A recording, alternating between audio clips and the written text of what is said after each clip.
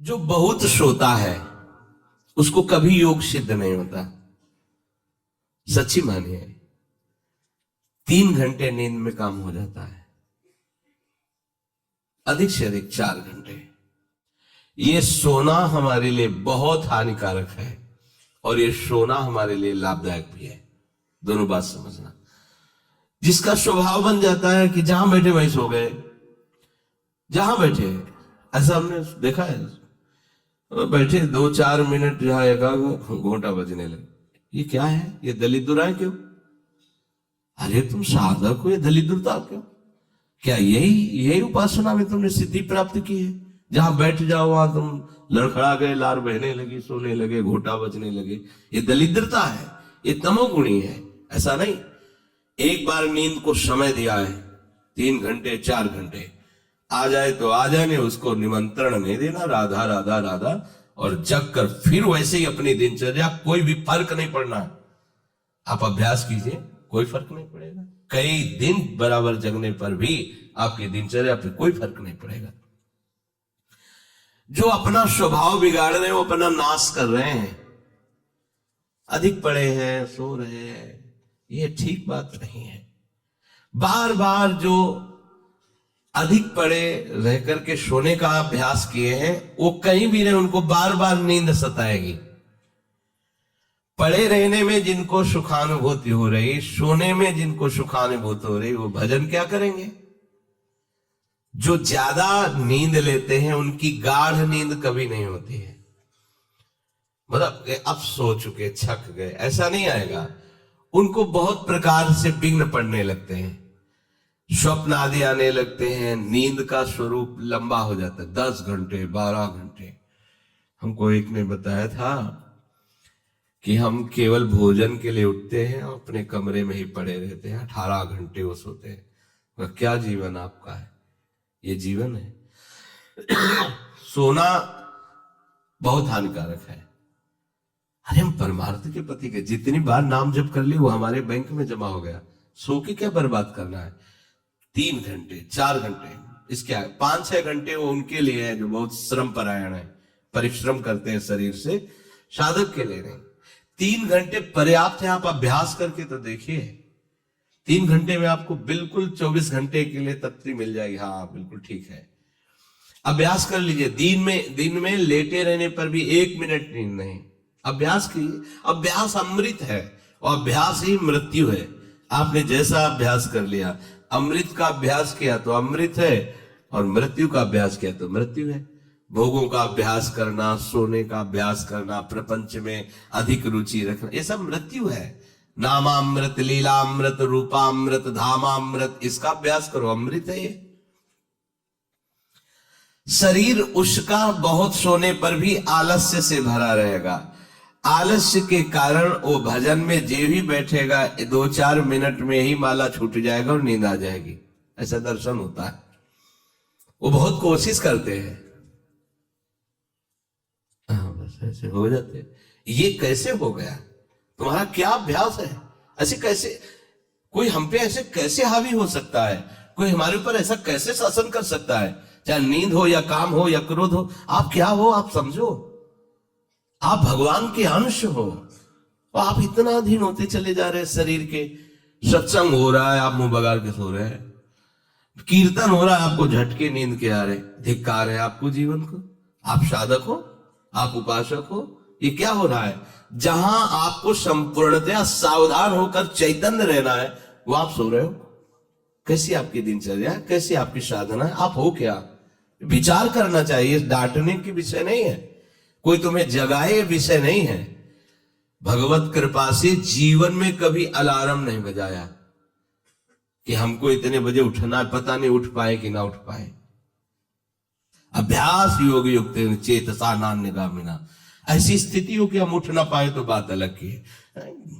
बख्शना नहीं इस शरीर को, अब भाई हमें चलो हम नहीं आ रहे, ऐसा नहीं।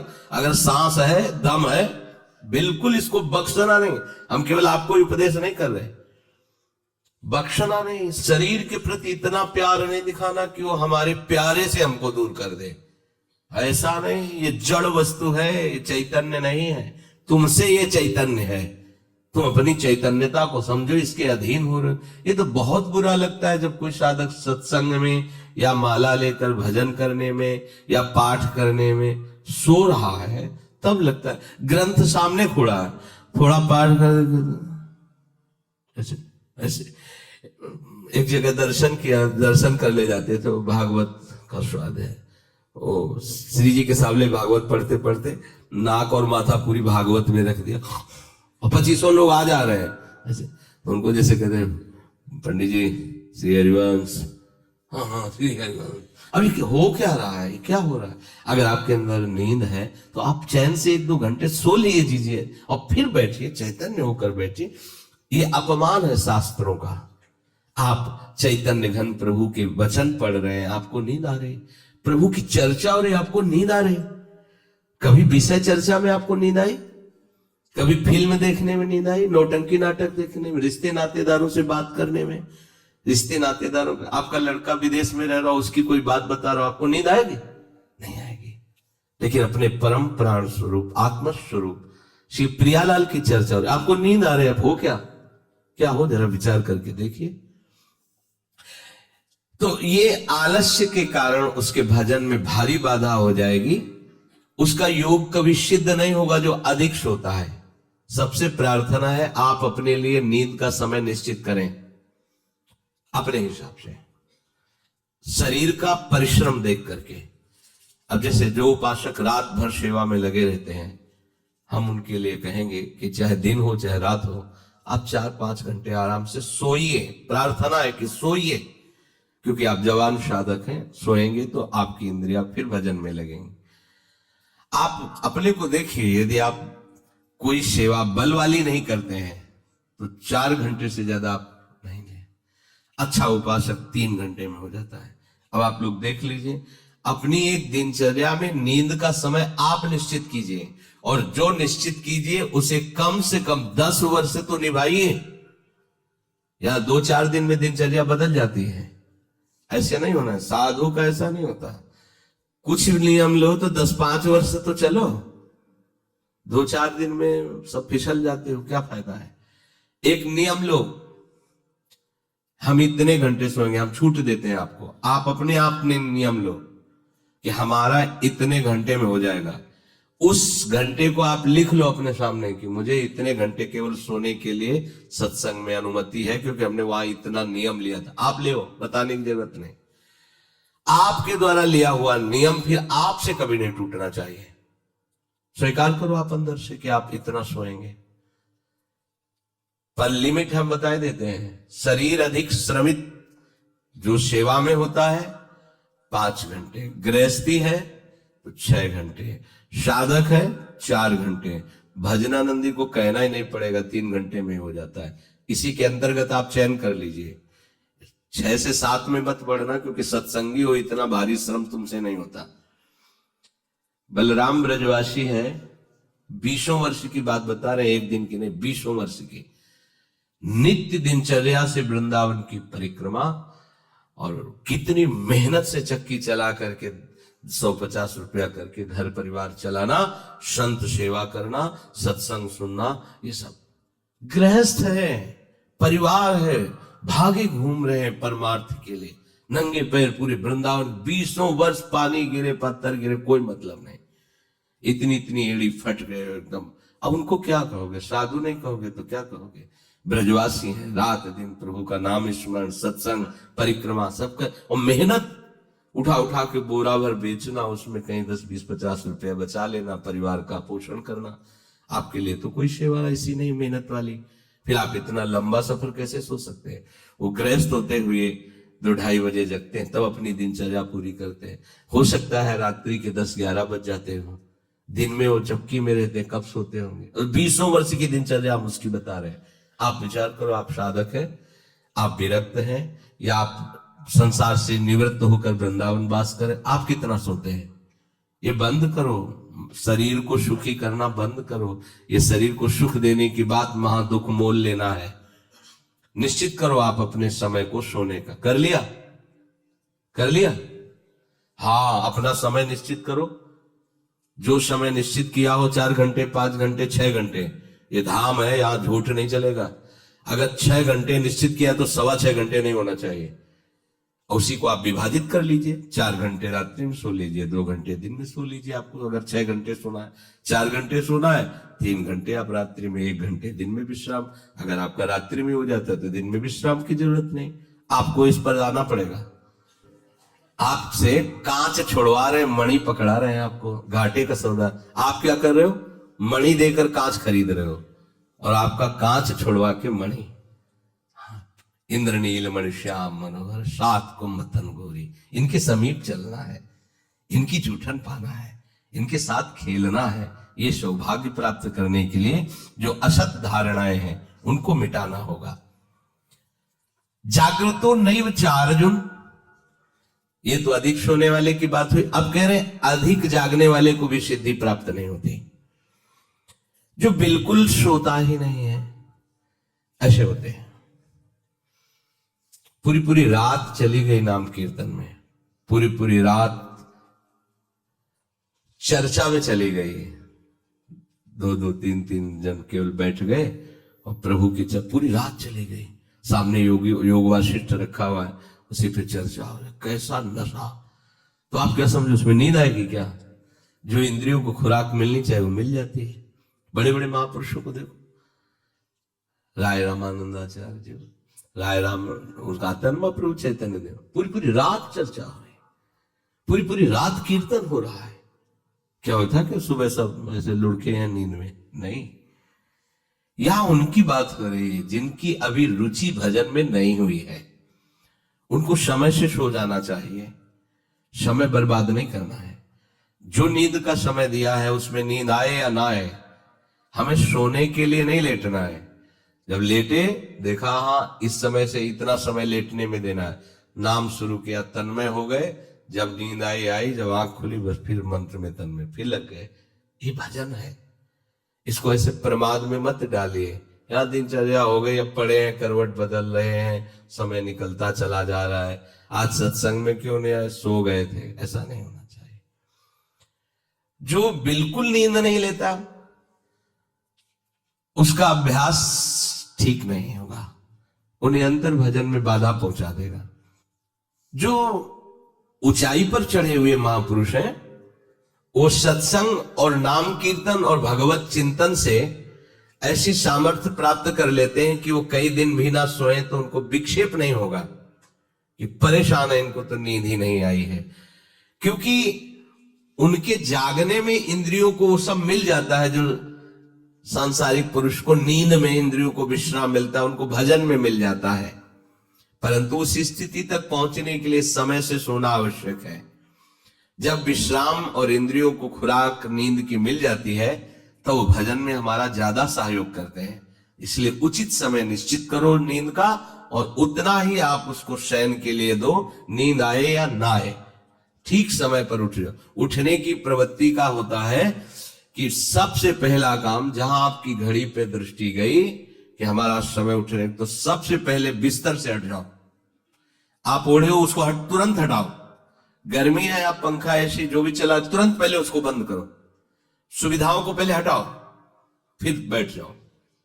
कुछ देर नाम जप, गुरुजनों का चिंतन, फिर अपनी दिनचर्या प्रारंभ। जो कंबल में ऐसे रजाई में ओढ़े ओढ़े ही सोच रहे अभी तो 2 बजने में 10 मिनट बकाया, 10 मिनट में उठ जाएंगे, तो ऐसा वो विक्षेप हो जाएगा कि वो 2 घंटे आपको समझ में नहीं आएंगे। फिर 4 बजे आप उठो, 4 तो 4, बहुत गलती हो गई। ऐसे नहीं किया जाता। अपने लोगों ने ऐसे अभ्यास नहीं किया, तुरंत फेंको, तुरंत खड़े हो गए। पता है कि बैठेंगे तो नींद आएगी, चलते हुए भगवत स्मरण कर रहे, जल पिया, शौच स्नान अपनी दिनचर्या में। ये चित्त हमारे वश में नहीं, हम चित्त के वश में है। जो चिंतन कराता है हम वही।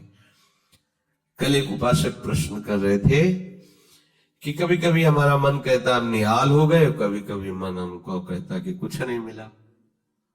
तो तुम मन को गुरु माने हो क्या? मन को आराध्य देव माने हो क्या? मन को अपना मित्र माने हो क्या? ऐसे सलाहकार की क्या बात कि कभी कभी कहता है तुम जीवन मुक्त हो गए, कभी कभी कहता है तुम विषयी हो। उसकी बात थोड़ी माननी। वो अपनी स्थिति बता रहा है, मन तुम्हारी स्थिति नहीं बता रहा है। जब कभी भगवदानंद में तो मन कहता निहाल हो गया, और जब विषयानंद में तो लगता मैं फंस गया। तो तुम उसको देखने वाले हो, तुम उसको चलाने वाले हो, तुम ही से वो चल रहा है तुम्हारी शक्ति से, तो तुम रो काहे को रहे हो, व्यथित क्यों? मतलब कोई भी प्रश्न करने के पहले आपने चिल्ला के रो दिया, अब सब प्रश्न का रहस्य नहीं मिल पाएगा आपको, क्योंकि पहले ही देख लिया कि आप नहीं। गंभीर किसी संत के पास जाने के लिए पहले गंभीरता पूर्वक प्रश्न करो। कोई भावुकता की बात आ रही है, आप रो देते तो अच्छी बात है। अब आप प्रश्न कर रहे हो, पहले तो चिल्ला चिल्ला कर रो रहे हो, पूरा वातावरण जो है आपने गंभीरता से रहित कर दिया। और दूसरी बात, आप समझोगे क्यों रो रहे हो। अगर प्रियाजू की प्राप्ति के लिए तो सभा में चिल्ला कर रोने की जरूरत क्या है? प्रियाजू की प्राप्ति के लिए तो एकांत में रोइए, खूब नाम जप कीजिए।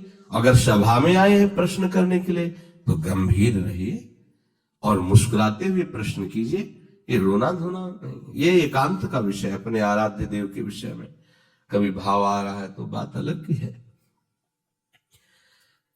हम चित्त के अधीन हो गए हैं, बस इसको सुधार करना है।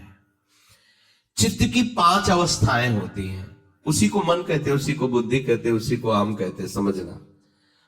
उसकी वृत्तियों के कारण अलग अलग नाम पड़ा है ना। पूरे को एक हृदय कहते हैं, बोले मैं हृदय से कहता हूं, मतलब संपूर्ण अंतःकरण से कहता हूं। अंतःकरण 4 इसलिए हो गए कि उसकी वृत्ति 4 है। एक का काम है निश्चय करना, संकल्प विकल्प करना, चिंतन करना और क्रिया को स्वीकार करना। एक ही हृदय में 4 बातें होती हैं। तो जो निश्चय उसे बुद्धि कह दिया गया, जो संकल्प विकल्प उसे मन कह दिया गया, जो चिंतन उसे चित्त कह दिया गया, क्रिया को स्वीकार करना उसे आम कह दिया गया। है एक ही हृदय। उसी हृदय को हम जब बात करते हैं तो उसे 4 रूपों में करते हैं। तो मानो अगर मन की बात चल रही तो चित्त आ गया, बुद्धि आ गई, अहम आ गया। चित्त की बात चल रही तो उसमें मन आ गया, बुद्धि, क्योंकि एक ही हृदय की बात हो रही।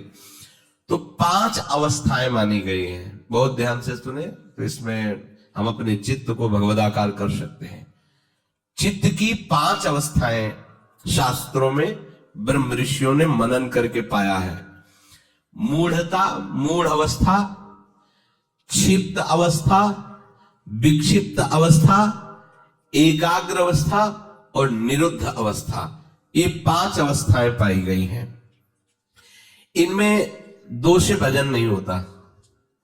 जिनके चित्त में ये 5 में 2 पहली वाली अवस्थाएं जोर की होती हैं, मूढ़ अवस्था और क्षिप्त अवस्था, उनसे बिल्कुल भजन नहीं होगा। वो पाप प्रवृत्ति में ही चित्त लगाने वाले जन हैं, उनसे भजन बिल्कुल नहीं होगा। जिनके ये विक्षिप्त, एकाग्र और निरुद्ध ये गौड़ है, एकदम दबे हुए हैं, और मूढ़ता और क्षिप्तता ये जागृत है, बहुत विशाल, उनसे भजन नहीं होगा, साधन नहीं होगा। वो पापाचरण रत रहेंगे, दान पुण्य भी करेंगे तो अहंकार की धरा में होगा। अब यहां से शुरू होता है साधन। विक्षिप्त से कभी भजन होता है, कभी विषय चिंतन होता है। ये विक्षिप्त चित्त का होता है। कभी प्रभु अच्छे लगते हैं, कभी संसार अच्छा लगता है। अभी ये आगे पद्धति नहीं बढ़ी, ये विक्षिप्त है, पर ये अधिकारी है भजन का।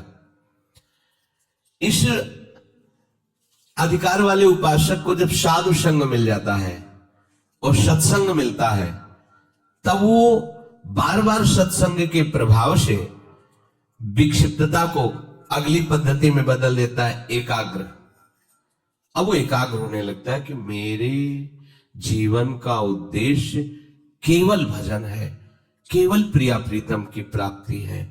नहीं, अब संसार को मैं नहीं मानूंगा कि संसार मेरा है, संसार के संबंध मेरे हैं। सत्संग के द्वारा ये विक्षिप्तता एकाग्रता में बढ़ गई, और जब एकाग्रता में अपने आराध्य देव के चिंतन में तन्मय हुआ तो उसे आनंद मिलने लगा, तो सविकल्प समाधि में उसकी गति हो गई।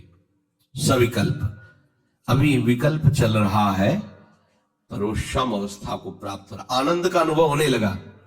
विक्षिप्त से भजन प्रारंभ होता है, एकाग्रता में उसको आनंद का अनुभव होने लगता है, और आगे है निरुद्ध अवस्था, चित्त की चलने की गति ही खत्म हो गई, अपने आराध्य देव में चित्त फंस गया, निरुद्ध हो गया। इसे कहते हैं निर्विकल्प समाधि। आप कोई कल्पना नहीं रह गई, केवल सम अवस्था, भगवदाकार वृत्ति, परमानंदमय। अब ये चित्त प्रिया प्रीतममय हो गया। चित्त अवस्था और मूढ़ अवस्था ये भजन नहीं होने देते। विक्षिप्त अवस्था से भजन प्रारंभ होता है, एकाग्रता में भजन का सुख मिलता है। इसके आगे जब एकाग्रता ऐसी बढ़ती है कि अपने आराध्य देव के सिवा कुछ चिंतन ही नहीं करता चित्त, तो उसे निर्विकल्प समाधि कहते हैं। वो हर समय आओ, स्वामी जी महाराज कह रहे चित्त न डुला इतु आओ